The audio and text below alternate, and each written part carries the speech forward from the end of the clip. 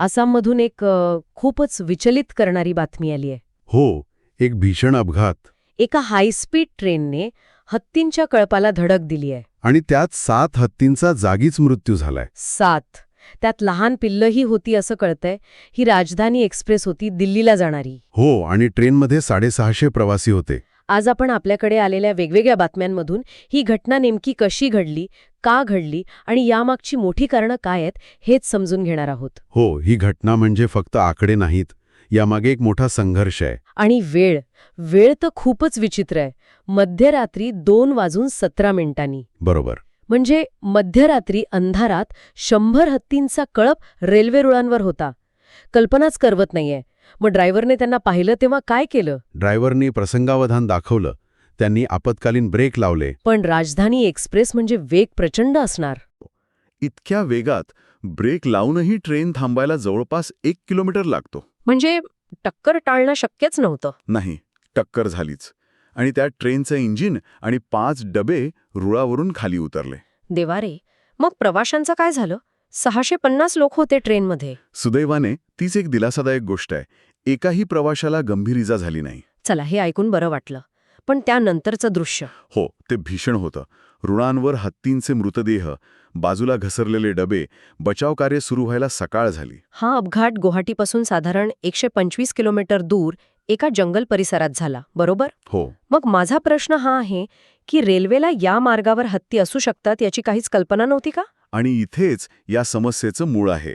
Railway अधिकाऱ्यांच्या म्हणण्यानुसार तो भाग हत्तींसाठीचा अधिकृत कॉरिडॉर म्हणून ओळखला जात नव्हता. 1 मिनिट. अधिकृत कॉरिडॉर नाही म्हणजे काय नेमकं? याचा अर्थ असा तो होत नाही ना की तिथे हत्ती येतच नाहीत.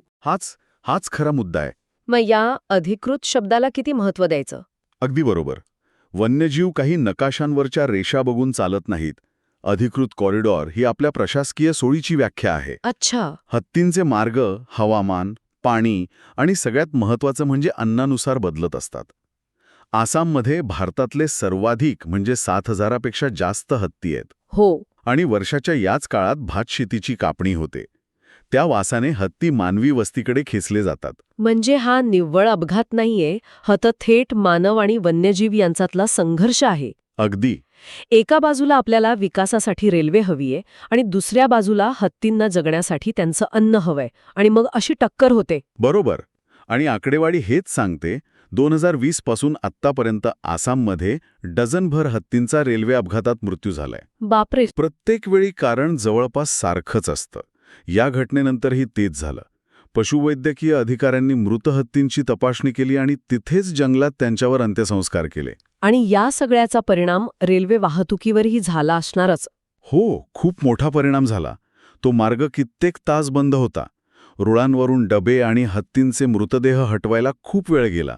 पण हा फक्त वाहतुकीवरचा परिणाम नाहीये. नाही, ही एक धोक्याची सूचना आहे. बरोबर. या चर्चेतून हेच स्पष्ट होतंय की जरी ते ठिकाण अधिकृत कॉरिडॉर नसलं तरीही हत्ती त्यांच्या अन्नासाठी कुठेही जाऊ शकतात हे वास्तव आपल्याला स्वीकारावंच लागेल. आणि यामुळेच एक मोठा प्रश्न समोर उभा राहतो. कोणता? अनेक रिपोर्ट्सनुसार असे अपघात टाळण्यासाठी भारतात ॲप्स आणि सेन्सर्ससारख्या तंत्रज्ञानाचा वापर करण्याची चर्चा सुरू आहे. हो, मीही ऐकलंय याबद्दल.